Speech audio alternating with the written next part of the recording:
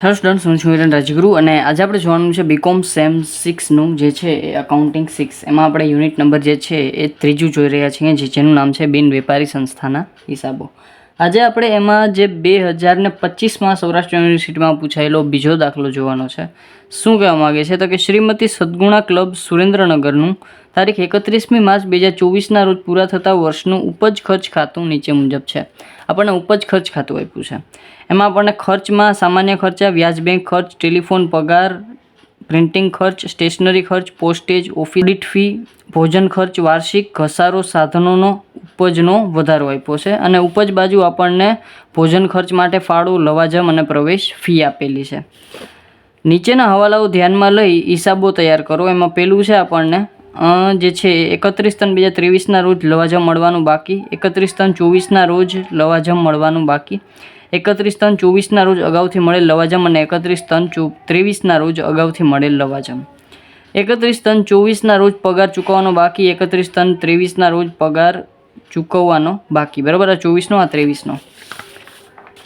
પછી આપણને વર્ષ 2022-23ના વર્ષની ઓડિટ ફી 2023-24માં ચૂકવી, 23-24ના વર્ષની ઓડિટ ફી ચૂકવેલ નથી. 22-23ના વર્ષથી ક્લબને પોતાની માલિકીનું મકાન છે અને તારીખ 31/3/2023ના રોજ ક્લબના રમતગમતના સાધનો આપેલા છે. વર્ષના અંતે ઘસારાના ₹7,000 બાદ કરતા રમતગમતના સાધનો 31/3/2024ના રોજની આપણને બાકી આપી છે. 22-23ના વર્ષ દરમિયાન ક્લબને બેંકમાંથી લીધેલ લોનના ચૂકવવાના બાકી છે. તારીખ 31/3/2024ના રોજની હાથ પરની રોકડ સિલક આપણને આપેલી છે. શ્રીમતી સદગુણા ક્લબનું તારીખ 31/3/2024ના રોજ પૂરા થતા વર્ષનું આવક જાવક ખાતું અને 31/3/24ના રોજ પાકું સરવૈયું તૈયાર કરો. બરાબર છે, તો આપણને આવક જાવક ખાતું અને પાકું સરવૈયું તૈયાર કરવાનું કીધું છે.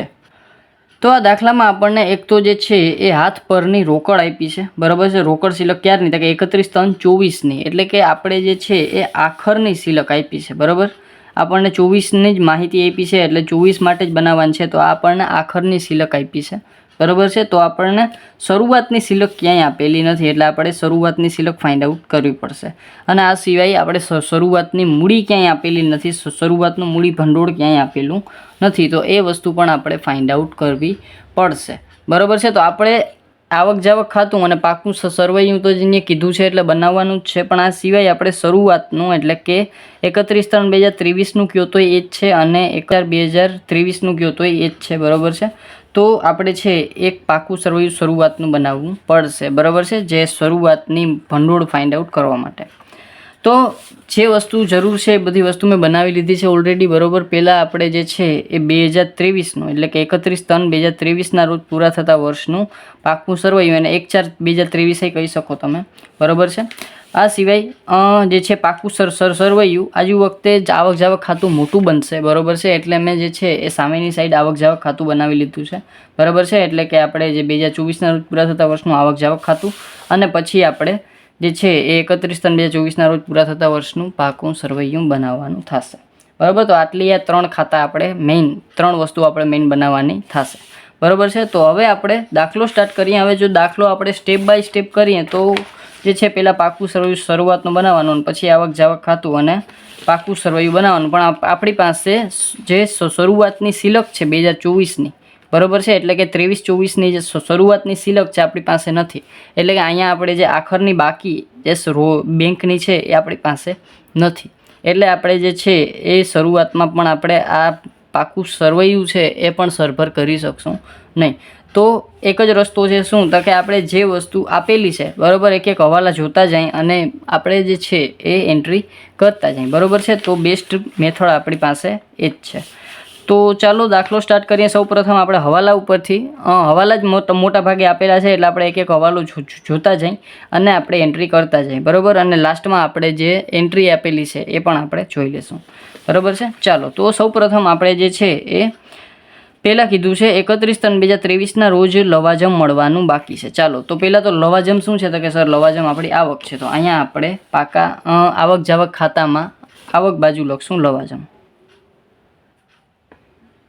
બરાબર, અહીંયા આપણને ઉપજ ખર્ચ ખાતું આપેલું છે, બરાબર. તો ઉપજ ખર્ચ ખાતું શું રૂલ કહે છે? તો કે ચાલુ વર્ષના ખર્ચા અને ચાલુ વર્ષની આવકો, બરાબર છે, એ આપણે આમાં ધ્યાનમાં દેવાની થાય છે. તો લવાજમ છે કેટલું? તો કે 1,70,000, એટલે કે એ જે તે વર્ષનું લવાજમ 70,000 છે.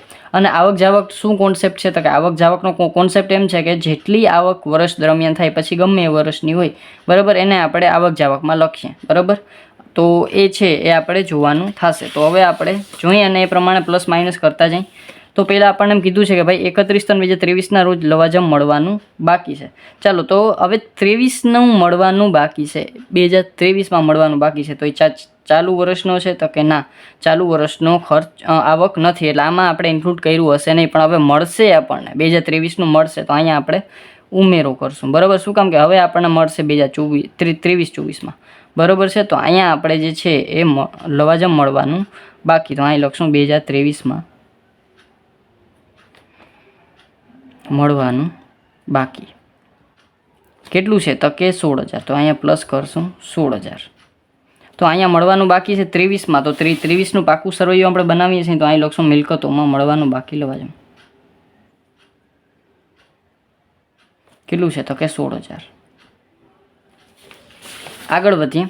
પછી છે આપણને કીધું છે 31/3/2024ના રોજ લવાજમ મળવાનું બાકી છે. હવે 24નું મળવાનું બાકી છે. આપણે ખર્ચ તરીકે આમાં એડ તો કર્યું હશે, પણ હવે આપણે 24માં મળવાનું બાકી છે અને આપણે 23-24 માટે તો બનાવીએ છીએ. તો આપણને મળ્યું હશે નહીં, તો એ આપણે બાદ કરવું પડશે. તો અહીંયા લખશું બાદ 2024માં મળવાનું બાકી કેટલું છે? તો કે 18,000. તો માઇનસ કરશું 18,000. અને ચાલુ વર્ષના પાકા સરવૈયામાં મળવાનું બાકી લવાજમ મિલકત લેણા બાજુ, તો મળવા બાકી લવાજમ કેટલું છે? તો કે 18,000.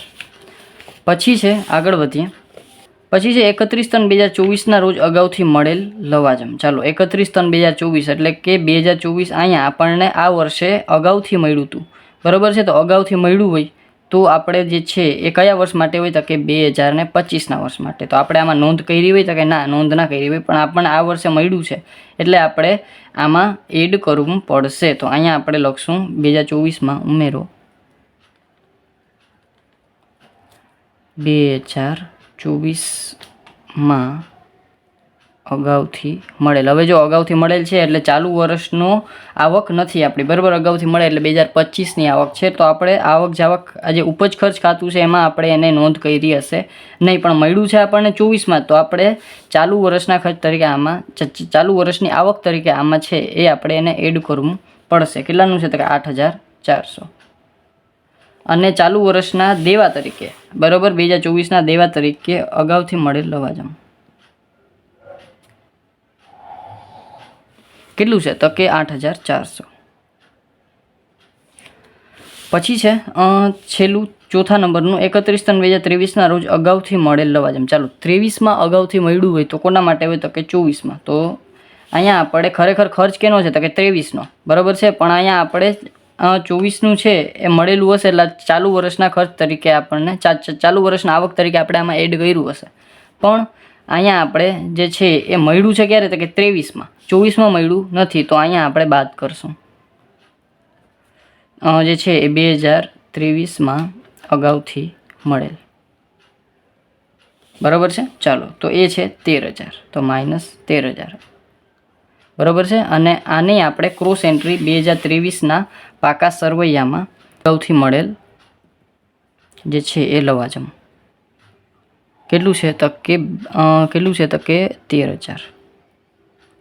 ચાલો, અને ઘણા બધા સ્ટુડન્ટને છે એ મને ઘણા બધા મેસેજ પણ આવે છે, બરાબર, કોમેન્ટ પણ આવે છે કે સર આમાં તમે જે છે એ કઈ રીતે લ્યો છો કાંઈ ખબર નથી પડતી. તો તમે સમજીને કરશો ને તો તમને છે એ વાંધો આવશે નહીં. પણ જો તમે ગોખશો ને કે ભાઈ મળવાનું બાકી આવક જાવક ખાતામાં ચાલુ વર્ષનું પ્લસ આ ગયા વર્ષનું માઇનસ ચાલુ વર્ષનું પ્લસ, બરાબર છે, તો એ તમને યાદ રહેશે નહીં અને કન્ફ્યુઝન થશે 100%, બરાબર છે. એના કરતાં તમે સમજીને કરશો ને તો તમને છે એ પ્રશ્ન થશે નહીં, બરાબર છે. તો પ્લસ 16,000 માઇનસ 18,000 પ્લસ 8,400 અને માઇનસ 13,000, તો એ આવશે 1,63,412.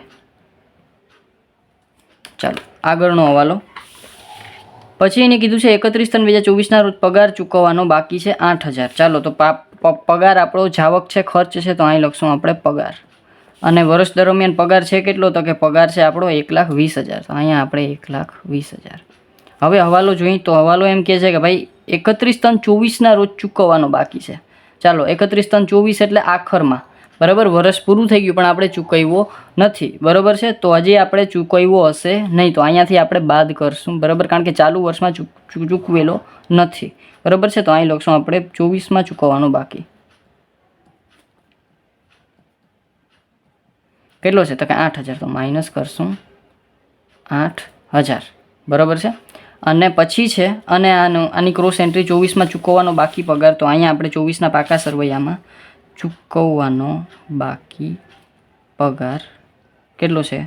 8,000. અને 23ના રોજ ચૂકવવાનો બાકી, બરાબર, 23ના આખરમાં ચૂકવવાનો બાકી હશે તો 24 માટે હશે, અને જો 24માં આપણે અહીંયા ચૂકવી દીધો હશે, બરાબર છે. તો અહીંયા આપણે જે છે એ ઉમેરો કરશું. શું કામ? કે આ ચાલુ વર્ષનો ખર્ચ નથી 23નો, બરાબર, પણ ચૂકવ્યો છે આપણે 2024માં, બરાબર છે. તો અહીંયા આપણે ઉમેરો કરશું 23માં ચૂકવવાનો બાકી કેટલો છે? તો કે 23માં ચૂકવવાનો બાકી 6,000. તો અહીંયા પ્લસ કરશું 6,000, બરાબર. અને એની ક્રોસ એન્ટ્રી આપણે 23ના પાકા સરવૈયામાં ચૂકવવાનો બાકી પગાર મૂડી દેવા બાજુ કેટલો છે? તો કે 6,000. ચાલો તો આને બંધ કરી દઈએ તો 1,20,000માંથી 8,000 જાય એટલે 1,00,000 ને જે છે એ 12,000 અને એમાં 6,000 એટલે 1,18,000. તો અહીંયા 1,18,000, બરાબર. ચાલો આનું કામ પૂરું થઈ ગયું. આનું હું અત્યારે સાઈડમાં મૂકી દઉં. પછી છે આગળ કીધું છે આપણને વર્ષ 2022-23ના વર્ષની ઓડિટ ફી 23-24માં ચૂકવી છે. તો અહીંયા આપણે પહેલાં ખર્ચ તરીકે ઓડિટ ફી, તો ઓડિટ ફી આપણને છે કેટલી આપેલી? તો કે ઓડિટ ફી આપણને આપેલી છે 2,500. હવે એને કીધું છે શું? તો કે 22-23ના વર્ષની ઓડિટ ફી, 22-23 એટલે આપણે જે છે એ પાછલું વર્ષ, પાછલા વર્ષની ઓડિટ ફી છે એ ચાલુ વર્ષમાં એટલે કે 23-24માં ચૂકવેલી છે, બરાબર છે. તો 22-23માં જે છે એ ચૂકવવાની બાકી હશે, બરાબર છે. તો 23-24માં ચૂકવી છે તો અહીંયા આપણે શું કરશું? ચાલુ વર્ષમાં ખર્ચ છે એટલે એડ, બરાબર. શું કામ? કે ઓલરેડી આપણે આ જે ઉપજ ખર્ચ ખાતું છે એમાંથી આપણે આ બાદ કરેલું હશે, બરાબર, કારણ કે આ ચાલુ વર્ષનો ખર્ચ નથી. પણ અહીંયા આપણે ચૂકવીએ છીએ આપણે ચાલુ વર્ષમાં, એટલે અહીંયા આપણે કરશું ઉમેરો. શું? તો કે 22-23ના વર્ષની ચૂકવવાની બાકી. તો અહીંયા લખશું 23ની ચૂકવવાની બાકી કેટલી છે? તો કે 2,000. તો અહીંયા આપણે પ્લસ કરશું 2,000, બરાબર છે. ચાલો અને આની ક્રોસ એન્ટ્રી 23ના પાકા સરવૈયામાં, બરાબર છે. શું છે? તો કે ઓડિટ ફી ચૂકવવાની બાકી. અહીં લખશું ચૂકવવાની બાકી ઓડિટ ફી કેટલી છે? તો કે 2,000. ચાલો પછી છે 23-24ના વર્ષની ઓડિટ ફી ચૂકવેલ નથી. ચાલો તો આપણે 23-24 છે એ આપણું ચાલુ વર્ષ છે, બરાબર. તો ચાલુ વર્ષની ઓડિટ ફી છે એ આપણે ચૂકવેલી નથી, બરાબર છે. તો અહીંયા આપણે લખશું બાદ કરશું, બરાબર છે, કારણ કે ચાલુ વર્ષનો ખર્ચ છે એટલે આપણે ઉપજ ખર્ચમાં પ્લસ કર્યો છે પણ અહીંથી આપણે બાદ કરવો પડશે કારણ કે હજી ખરેખર ચૂકવ્યો નથી. તો અહીં લખશું 24ના વર્ષની ચૂકવવાની બાકી કેટલી છે? તો કે 2,500. અહીં લખશું 2,500. ચાલો તો 2,500, બરાબર. આ સિવાય ઓડિટ ફીમાં કાંઈ આપેલું નથી. તો 2,500માંથી 2,500 જાય એટલે 0 અને પ્લસ 2,000 એટલે 12 આવશે 2,000, બરાબર. તો ક્રોસ એન્ટ્રી કરી નાખીએ 24ના વર્ષની ચૂકવવાની બાકી ઓડિટ ફી.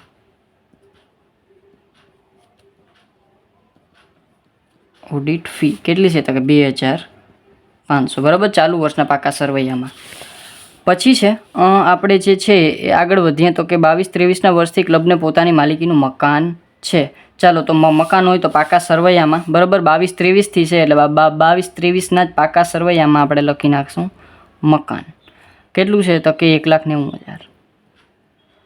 અને મકાનમાં બીજું કાંઈ આપણને કીધું નથી. ઘસારો આપ્યો છે પણ ઘસારો જે છે એ આપણને સાધનોમાં આપ્યો છે, બરાબર, બીજે ક્યાંય આપ્યો નથી, બરાબર છે. તો મકાન આપણે જેવું છે એવું ને એવું, બીજું કાંઈ વેચાણ કે બીજું કાંઈ થતું નથી ખરીદી કે, એટલે આપણે 24માં પણ એને મકાન આપણું રહેશે. તો મકાન લખશું 24ના પાકા સરવૈયામાં 1,90,000. પછી છે 31/3/23 રોજ ક્લબના રમતગમતના સાધનો. તો રમતગમતના સાધનો ક્યાં છે? તો કે 31/3/2023 એટલે કે 23 આખરના રમતગમતના સાધનો. અહીં લખશું.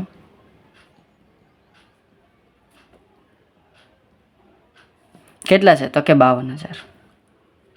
હવે આગળ કીધું છે એની તો કે વર્ષના અંતે એટલે કયું વર્ષ? તો કે 2024નું. બરાબર છે. વર્ષના અંતે 7,000 બાદ કરતા રમતગમતના સાધનો આપણને 63,000 કીધા છે.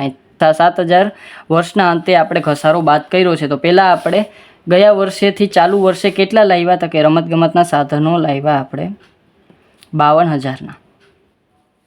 બરાબર. પછી એની એમ કીધું છે કે ભાઈ આપણે 7,000 ઘસારો બાદ કર્યો છે. તો બાદ કરશું આપણે ઘસારો. કેટલો? તો કે 7,000. તો ઘસારા બાદ બાકી આપણી કેટલી વધે? તો કે 52માંથી 7 જાય, બરાબર છે, તો 45,000.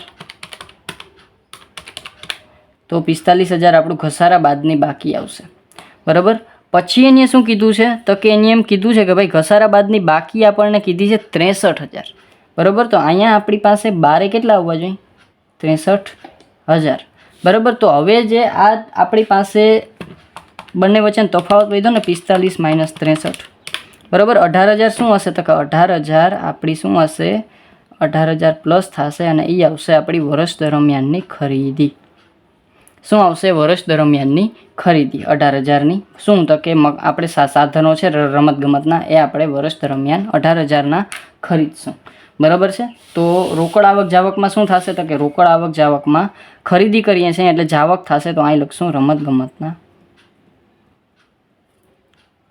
સાધનોની ખરીદી. કેટલા? તો કે 18,000ની. બરાબર છે. ચાલો, બીજું આના સિવાય એની કોઈ બીજી નોંધ થશે નહીં. બરાબર. આ એક ગર્ભિત હવાલો હતો આપણો. બરાબર છે, જે આપણે થઈ ગયો. પછી છે 22-23ના વર્ષ દરમિયાન ક્લબે બેંકમાંથી લીધેલ લોનના ચૂકવવાના બાકી છે. બરાબર. 22-23માં એટલે કે ગયા વર્ષમાં એની એક લોન લીધી હતી, એ ચૂકવવાની બાકી છે. કેટલી છે? તો કે 30,000. અહીંયા આપણે લખશું લોન 30,000. હવે એની આખા દાખલામાં આપણને કાંઈ કીધું નથી કે એ લોન છે એ ચૂકવાય છે કે નથી ચૂકવાતી, કેટલી ચૂકવાય છે, બાકી કેટલી છે, એવું કાંઈ આપણને કીધું નથી. બરાબર છે. એટલે આપણે જે તે લોન છે એ બધી આપણે ચાલુ વર્ષે પણ ચાલુ હશે એમ આપણે કહેશું. તો લોન અહીંયા પણ આપણે દેવા તરીકે ચાલુ વર્ષના પાકા સરવૈયામાં 30,000 લખી નાખશું. બરાબર છે. ચાલો, પછી કેટલા ટકાની લોન છે એ પણ આપણને કીધી નથી, એટલે વ્યાજનો કાંઈ આપણો પ્રશ્ન છે. જો આપેલું હશે તો લખશું, નહીંતર એનું કાંઈ પ્રશ્ન છે નહીં. પછી છે 31/3/2024ના રોજ હાથ પરની રોકડ સિલક. અને હા, ઘણા બધા સ્ટુડન્ટને એમ પ્રશ્ન થાય કે સર લોન છે તો પૈસા આવે છે તો આવક જાવક ખાતામાં આવે? તો આવે તો ખરી, પણ આપણે આવક જાવક ખાતું ક્યારનું કરીએ છીએ? 2024નું કરીએ છીએ. અને લોન ક્યારે લીધી? 2023માં. બરાબર છે. એટલે જો આવક જાવક ખાતું 23નું કરતા હોય તો ત્યાં આપણે લખી શકીએ કે ભાઈ લોન લીધી છે તો એના પૈસા આવ્યા, તો એ આવક બાજુ લખીએ. પણ અહીંયા આપણે એવું છે નહીં. આ લોન ક્યારે લીધી છે? 22-23માં લીધી છે. 23-24માં લીધી હોત ને તો આવત. બરાબર છે. તો આ વસ્તુ એ ખાસ ધ્યાનમાં રાખવાની. પછી છે 31/3/2024ના રોજ હાથ પરની રોકડ. હાથ પરની રોકડ એટલે આખરની બાકી. તો અહીંયા આપણે પાકા સરવૈયામાં હાથ પર રોકડ લખશું. બરાબર. ક્યારની છે? તો કે 31/3/2024ની. એટલે કે જે આપણું ચાલુ વર્ષનું પાકું સરવૈયું છે ત્યાં આપણે હાથ પર રોકડ લખશું. કેટલી? તો કે 28,500. અને આ સિવાય આપણે જે આવક જાવક ખાતું છે તો આમાં રોકડની જાવક પણ આપણે કહી શકીએ. તો અહીંયા લખશું આપણે હાથ પર રોકડ. કેટલી છે? તો કે 28,500. બરાબર. ચાલો, તો હવાલા અત્યારે આપણે જે આપ્યા છે એ બધા પૂરા થઈ ગયા. હવે આપણે શું જોવાનું છે? તો કે હવે આપણે એક એક એન્ટ્રી જોતી જવાની છે અને જ્યાં એન્ટ્રી થાય ત્યાં લખતી જવાની છે. બરાબર છે. ચાલો, પહેલાં છે સામાન્ય ખર્ચ. તો સામાન્ય ખર્ચ આપણા રોકડ જાવક થાય તો અહીં લખશું સામાન્ય ખર્ચ જાવક બાજુ. કેટલું છે? તો કે 12,000. પછી આપણને વ્યાજ બેંક ખર્ચ. તો આપણે બેંક ખર્ચ વ્યાજ છે તો અહીં લખશું વ્યાજ. કેટલું છે? તો કે 5,500.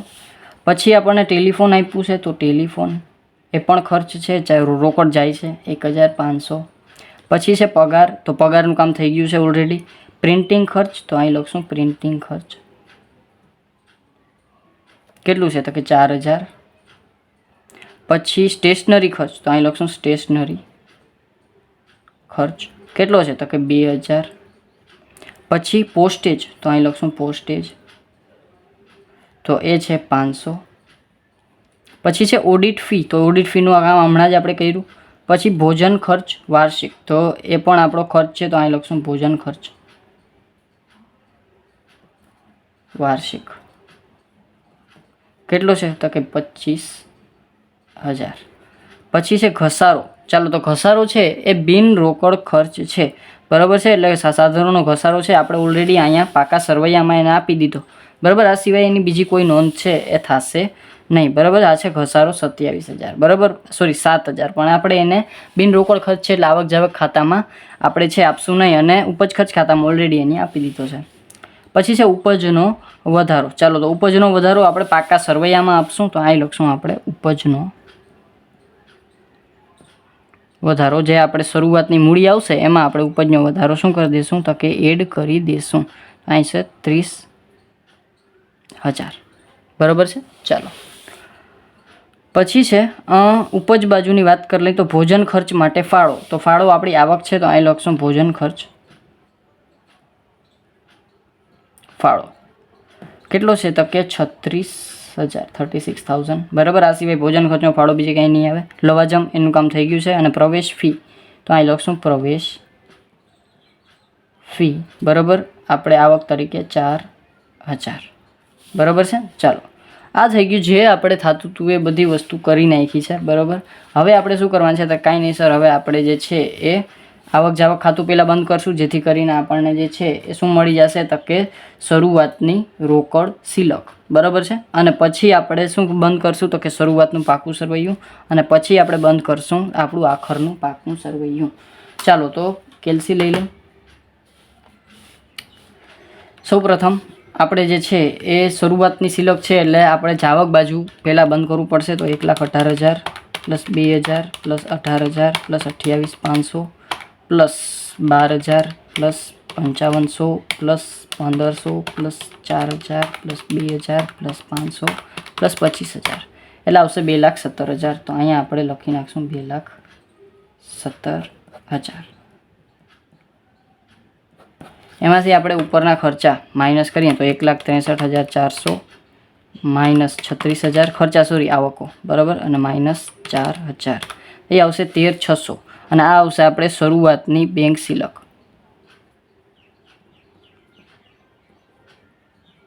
કેટલી છે? તો કે 13,600. તો શરૂઆતની બેંક સિલક છે, બરાબર છે. તો એ છે આપણી અહીંની આખરની 2023ની આખરની થશે, બરાબર છે. તો અહીં લખશું આખરની બેંક સિલક. કેટલી છે? તો કે 13,600.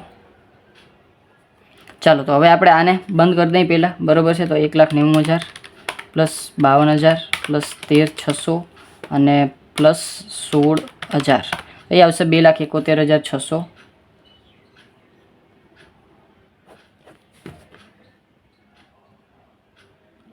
એમાંથી આપણે આ બધું માઇનસ 30,000 2,000 6,000 અને 13,000, તો એ આવશે 2,20,600. અને આ શું આવશે? તો કે આ આવશે આપણી પાસે જે છે એ શરૂઆતનું મૂડી ભંડોળ. તો શરૂનું મૂડી ભંડોળ 2,20,600. અને આને આપણે જવા દેશું અહીંયા શરૂનું મૂડી ભંડોળ